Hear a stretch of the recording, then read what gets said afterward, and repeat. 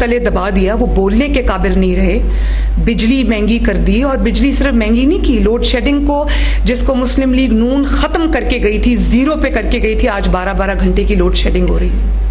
तो क्या ये 4 हफ्ते की आई हुई हुकूमत की वजह से हो रही है?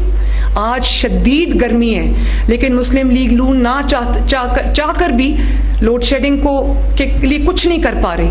उसकी वजह यह है कि जब आपने प्लांट्स बंद रखे इतनी देर, आपने उनके पैसे नहीं दिए, आपने उनकी मेंटेनेंस नहीं की, सारी तवज्जो आपने इंतकाम पे रखी, तो फिर ये तो सफ़र करना था ना। आज वही हुआ कि 4 साल की मुस्लिम लीग नून की 5 साल की मेहनत बेकार गई, और आज फिर से पाकिस्तान के अवाम लोड शेडिंग के अंधेरों में मुब्तला हैं।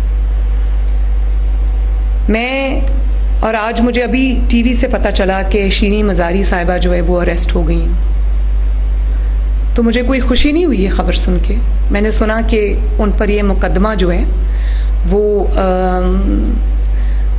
उनकी अपनी बुज़दार हुकूमत में कायम हुआ, और वो कोई 800 कनाल की अराज़ी जो हुकूमत पाकिस्तान की शायद अराज़ी है, मुझे डिटेल्स अभी नहीं पता मुकदमे की। सुना एंटी करप्शन ने उनको अरेस्ट किया है, और वो कोई 800 कनाल कोई अराज़ी है महकमा माल की, जो इन्होंने बोगस कंपनी के नाम इंतकाल करवाया उसका। तो मैं टीवी पे सुन रही थी कि पीटीआई उस पे औरत कार्ड भी खेल रही है कि खातून को अरेस्ट कर लिया, ये हो गया वो हो गया। बात यह है कि एंटी करप्शन ने अगर उसको अरेस्ट किया है तो उनके पास कोई वजह होगी अरेस्ट करने की, और औरत कार्ड की तरफ तो आप कभी आना भी ना। उसकी वजह यह है कि जब मुझे अरेस्ट किया गया 2 दफ़ा, तो उसकी वजह ये नहीं थी कि मेरे ऊपर कोई इल्ज़ाम था। इनके ऊपर तो संगीन इल्ज़ाम है, मेरे ऊपर कोई इल्ज़ाम नहीं था। मेरे ऊपर एक दफ़ा ये इल्ज़ाम था कि मैंने अपने वालिद की मुआवनत की, तब मेरी उम्र भी 16-17 साल थी, और उसकी पादाश में मुझे 4 महीने इन्होंने अडयाला में रखा। और उसके बाद जब मैंने नवाज शरीफ साहब की रिहाई के लिए मूवमेंट शुरू की, जलसे शुरू किए, तो जाहिर है उसमें बहुत बड़ी एक आवाम की तादाद ने शिरकत करनी शुरू कर दी।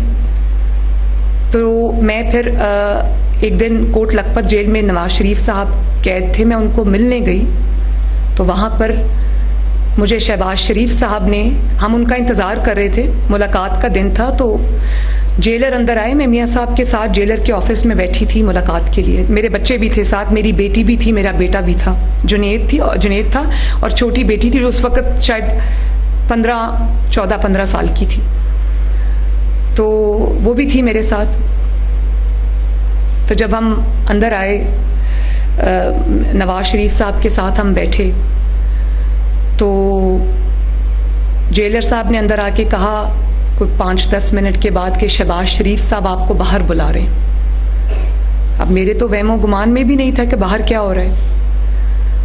तो मियाँ साहब ने उसको कहा कि शहबाज शरीफ साहब तो अंदर आने वाले थे। मैंने कहा नहीं जी। अब उसका चेहरे पे कोई एक्सप्रेशंस थे जो मैं पढ़ नहीं सकती थी, तो उन्होंने कहा नहीं जी वो मरियम बीबी को बाहर बुला रहे हैं। जब मैं बाहर गई जेल के गेट पर, तो वहाँ पर शहबाज शरीफ साहब के साथ नैब की टीम खड़ी थी और साथ पुलिस थी।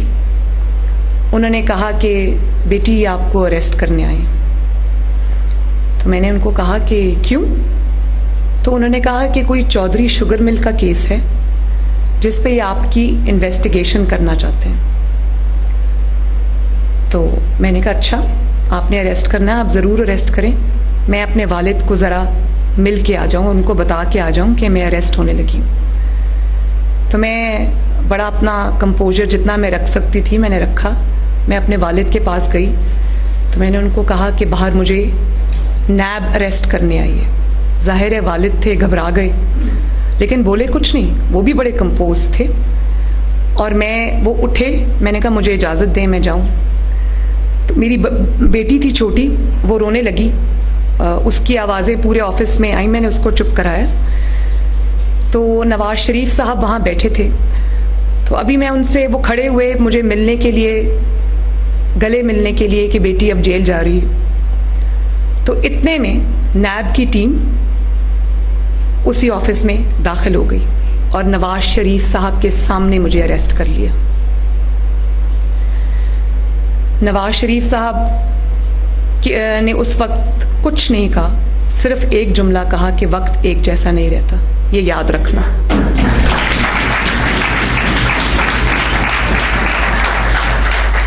और आपको मैं आज ये भी बता दूं कि जिस मुकदमे में इन्होंने 4 महीने मुझे 60 दिन मुझे नैब में रखा, बाकी दिन इन्होंने मुझे कोट लखपत में डेथ सेल में रखा, क्या कौम ये जानती है कि आज तक वो मुकदमा मेरे खिलाफ किसी कोर्ट में रजिस्टर नहीं हुआ, कोई रेफरेंस नहीं बना, वो तफ्तीश वहीं रह गई जहां थी।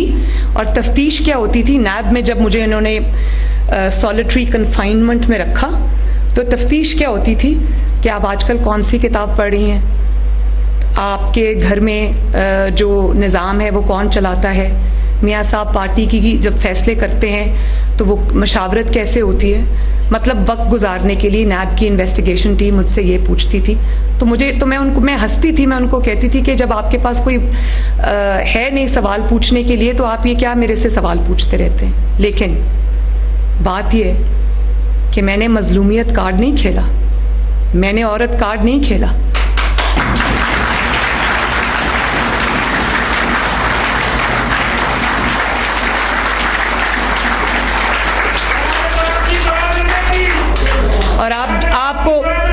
और आपको ये भी मैं बता दूं कि मैं जून, जुलाई, अगस्त, सितंबर के महीनों में जब सूरज जो था उससे मेरा सेल तप रहा होता था और सवाए एक पंखे के जो 24 घंटों में चंद घंटों के अलावा नहीं चलता था, मुझे डेथ सेल में रखा। मैं भी एक औरत थी, किसी की बेटी थी, बेगुनाह सियासी मुकदमे में जेल में थी, लेकिन मैंने कभी मजलूमियत कार्ड नहीं खेला। मैंने इनको ये कहा कि जो आपको जवाब मुझसे लेना है आप लें, मैं आपके इंतकाम का भी सामना करूंगी, आपके जबर का भी सामना करूंगी, और आज तक कोई केस ये मेरे खिलाफ साबित नहीं कर सके। मैं सिर्फ आपको ये कहना चाहती हूं कि मैं फिर भी, इन्होंने जो भी मेरे साथ किया, जिस तरह का भी सलूक किया, मैं फिर भी किसी इंतकाम में बिलीव नहीं करती। और मैं नहीं चाहूंगी कि चाहे वो कोई मर्द हो या औरत हो। शीरी मज़ारी साहब को तो ख़वातीन ने अरेस्ट किया है ना, मुझे दोनों दफ़ा जब अरेस्ट किया था तो किसी खातून ने अरेस्ट नहीं किया, लिटरली मुझे मर्दों ने अरेस्ट किया। और ये भी मैं बता दूं कि ये कहानियां मैं कभी कौम के सामने ज़रूर लाऊंगी कि नैब में मेरे साथ इन्होंने क्या सलूक किया, कहाँ इन्होंने कैमरास लगाए हुए थे, क्या क्या ये करते थे। रात को 12 बजे ये मेरे कमरे पे मर्द जितने भी ऑफिसर्स होते थे वो धावा बोलते थे और मेरी वीडियोस बनाते थे, इनके पास वो वीडियोस मौजूद हैं। और एक दफ़ा मैंने थोड़ा सा, जब ये 12 बजे मेरे कमरे में रेड के लिए आए तो खिड़की से मैंने देखा कि उस वक्त के लाहौर के जो डीजी नैब थे वो बाहर अंधेरे में छुप के खड़े थे और उन्होंने पुलिस ऑफिसर्स को भेजा रात को 12 बजे मेरे कमरे पे रेड करने के लिए। मैं आपको ये बात बता दूं कि अगर मैंने ज़बान खोली कि इन्होंने मेरे साथ क्या किया तो बात बहुत दूर तक जाएगी, लेकिन वो बात जब मैं करूंगी कभी बेहतर वक्त आया, और वो इसलिए नहीं करूंगी कि वो मेरे साथ गुजरा, इसलिए करूंगी कि मैं कौम के सामने ये रखूं कि ये किस किस्म के, किस कमाश के लोग थे। लेकिन आज अगर शीरी मज़ारी साहबा अरेस्ट हुई हैं तो उनको किसी इल्ज़ाम पे अरेस्ट किया गया है तो उनको उस इल्ज़ाम को फेस करना चाहिए, उसके जवाबात देने चाहिए, उसके सबूत उनको देने चाहिए, उन इल्ज़ामात को गलत साबित करना चाहिए। और अगर वो इसमें कामयाब हो जाती हैं और बेकसूर साबित हो जाती हैं तो मैं कौम से वादा करती हूँ कि सबसे पहले मरियम नवाज शरीफ उनके साथ खड़ी होगी।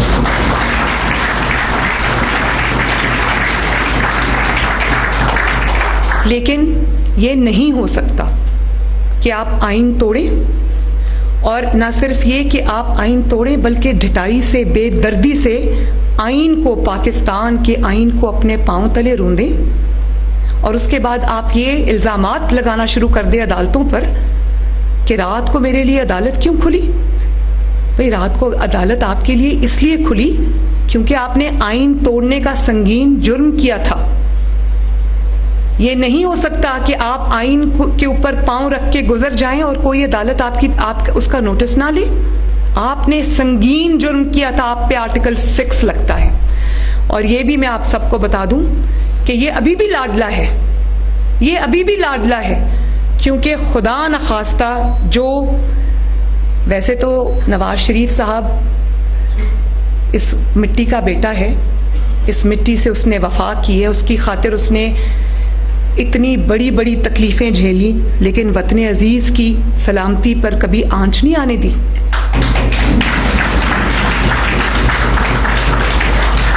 उन्होंने अगर इदारों पर कभी तनकीद की तो उन्होंने एक तामीरी तनकीद की। उन्होंने कहा कि अपने दायरा कार से बाहर ना निकलें, क्योंकि जब आप पर उंगलियां उठती हैं तो मुझे तकलीफ होती है। ये होता है मुहिब्बे वतन लीडर। लेकिन मैं ये आपको बता दूं कि नवाज शरीफ साहब इस सिस्टम का लाडला नहीं है, वो अवाम का लाडला जरूर है, जिसको अवाम बार बार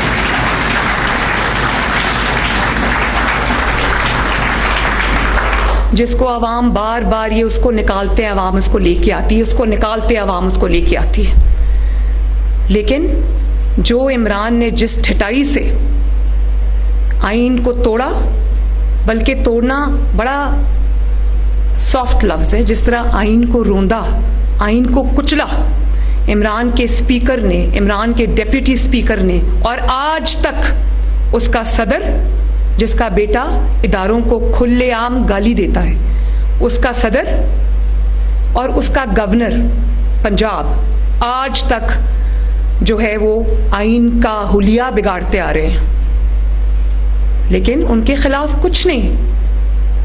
यही अगर आइन तोड़ने की हरकत नवाज शरीफ ने की होती, शहबाज शरीफ ने की होती, मरियम नवाज ने की होती, तो मैं ये दावे के साथ कहती हूं कि हमारी जो लाशें हैं ना वो चौकों पर टंगी होती इस वक्त।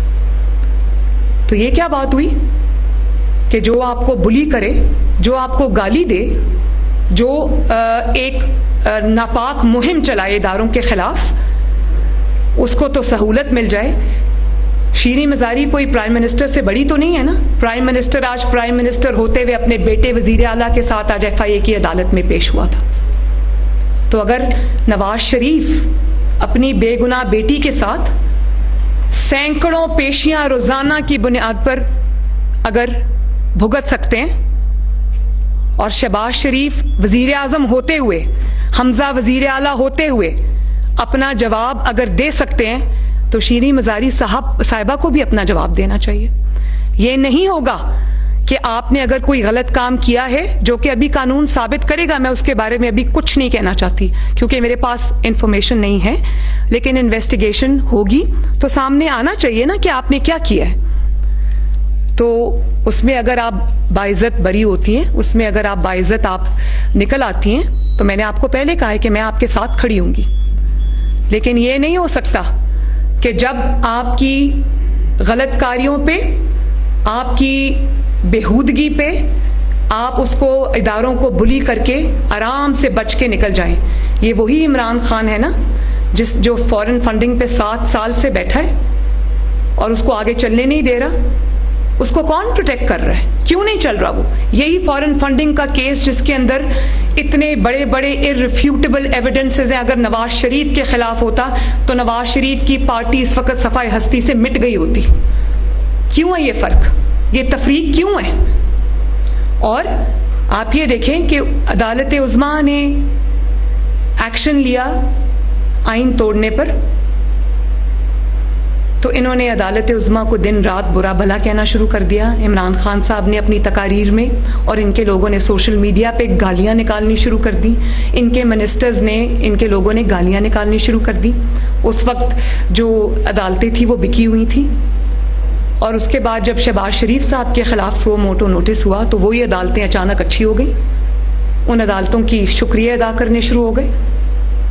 वही ECP जिसको रोज की बुनियाद पर कहा जाता था कि ECP चेयरमैन इस्तीफा दे, ECP चेयरमैन के खिलाफ जो इन्होंने जुलूस निकाले, उस पे जो ECP चेयरमैन के खिलाफ जो प्लैकार्ड्स इन्होंने पकड़े होते थे, उस पे गालियां लिखी थी, लिटरली इंग्लिश की गालियां लिखी होती थी, क्योंकि इनको डर था कि इनके खिलाफ जो फॉरेन फंडिंग केस है उसमें इतने बड़े बड़े सबूत आ चुके हैं जिनका सामना इमरान खान नहीं कर सकते थे। तो उसी ईसीपी को इन्होंने गाली देना शुरू की, और कल जब इनके अपने अरकान 25 अरकान डीसीट हो गए तो उस ईसीपी की तारीफ में ज़मीन और आसमान के कलाबे मिलाने शुरू कर दिए। ये तो तरीका नहीं है ना कि आपके दिल में जो आए पहले इदारों के बारे में मुगलजात बको। जो कानून आपको पकड़े वो कानून बुरा है, जो कानून आपके मुखालिफ के खिलाफ फैसला दे वो कानून अच्छा है। जो इदारा आपके खिलाफ हरकत में आए वो क्या नाम इसने लिया था, वो क्या कह रहे थे इदारों को, सिपा सालार को क्या कहा, मीर जाफर और मीर सादिक। जो इदारा आपके खिलाफ, आपकी गैर कानूनी हरकतों के खिलाफ हरकत में आए वो मीर जाफर हो गया, वो मीर सादिक हो गया। और अगर वो जानवर है, और अगर वो आपके हक में फैसला दे तो फिर आप उसकी तारीफ शुरू कर देते हैं। तो मुझे तो ये समझ नहीं आती कि ये क्या मंतक है। और अगर इसी तरह बुली करके आपने इदारों से फैसले लेने हैं, इदारों को आपने बुली करना है, और आपका रोल अब पाकिस्तान की सियासत के अंदर एक बुली का रोल रह गया है, तो फिर इदारों को भी सोचना चाहिए, कौम को भी सोचना चाहिए कि एक बुली को आप फीड क्यों कर रहे हैं। और आप ये देखें कि कल इन्होंने जो बातें की अपनी तकरीर के अंदर, मैंने ये बहुत पहले कहा था कि आज भी जब भी मुझे इमरान खान का नाम लेना पड़ता है तो मुझे दिली तकलीफ़ होती है, क्योंकि ये शख्स इस काबिल नहीं है कि मैं इसका नाम लूँ। लेकिन 4 साल क्योंकि ये वज़ारत उज़्मा की कुर्सी पे जो शख्स बराजवान रहा, जिसने पाकिस्तान की तबाही की, जिसने पाकिस्तान की बर्बादी की, जो पाकिस्तान की मईशत को वेंटिलेटर पे डालने का ज़िम्मेदार है, जो पाकिस्तान के तमाम दोस्त ममालिक को दुश्मनों की सफ़ में खड़े करने का ज़िम्मेदार है, जिसने जाते जाते पाकिस्तान में वो आग लगाई कि उसको बुझाते बुझाते साल लग जाएंगे। तो मैं आइंस्टाइन को तो का नाम तो नहीं ले सकती ना, मैं किसी और मुल्क के सरबराह का नाम तो नहीं ले सकती ना। जो इस कुर्सी पे 4 साल रहा, जो इस सब तबाही बर्बादी नालायकी का जिम्मेदार है, उसका क्या नाम है?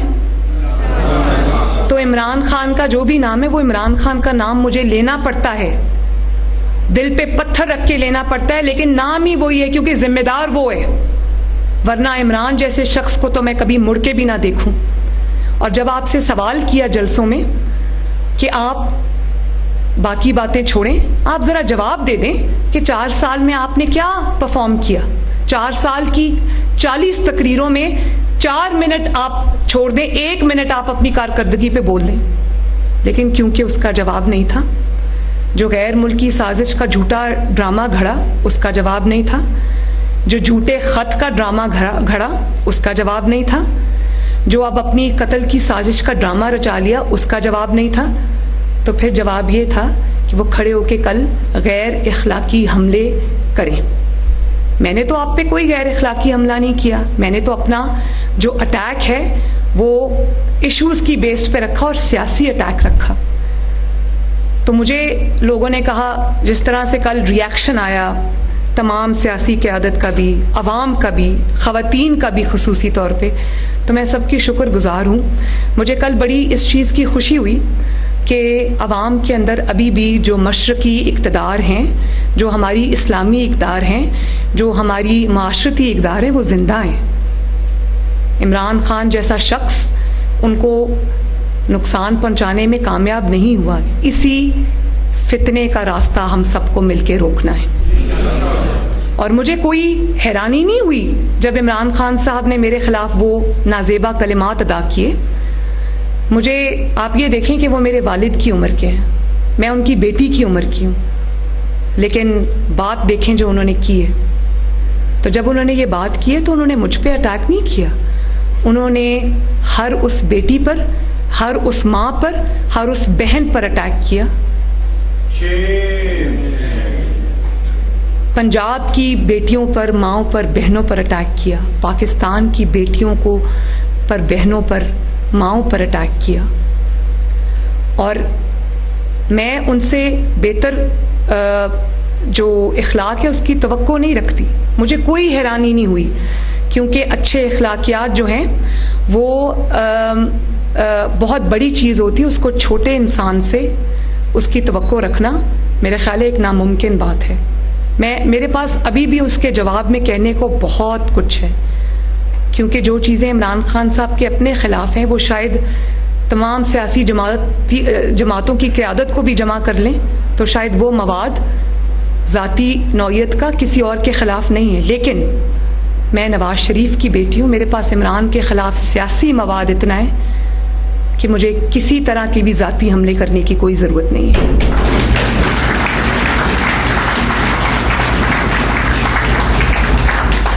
लेकिन बतौर माँ, बतौर बेटी, बतौर बहन, ये भी मेरी बेटियां बैठी हैं, मुझे इस चीज़ की फ़िक्र ज़रूर है कि जब वो कल खड़े होकर जलसे में नौजवानों को जो उनके जलसे में खड़े थे उनको आपने क्या पैगाम दिया? आपने उनको ये पैगाम दिया कि आपके इर्द गिर्द जो माएँ, बहनें, बेटियां हैं उनको इस नज़र से देखा जाना चाहिए। तो ये तो बड़े अफसोसनाक बात है। इसकी जितनी मजम्मत हो कम है। मैं आपको कभी आपकी ज़बान में जवाब नहीं दूंगी, लेकिन जब पाकिस्तान के अवाम के इस्तेहसाल की बात आएगी, पाकिस्तान की मईशत की बर्बादी की बात आएगी, आपकी नालायकी, नाअहली से मुल्क को तबाह करने की बात आएगी, तो मरियम नवाज शरीफ आपको छोड़ेगी नहीं।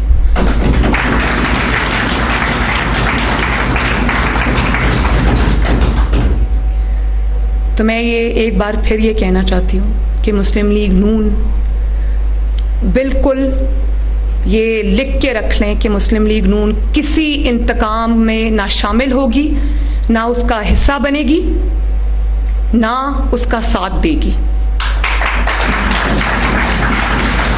लेकिन जिसका जो जवाब है वो उसको देना पड़ेगा।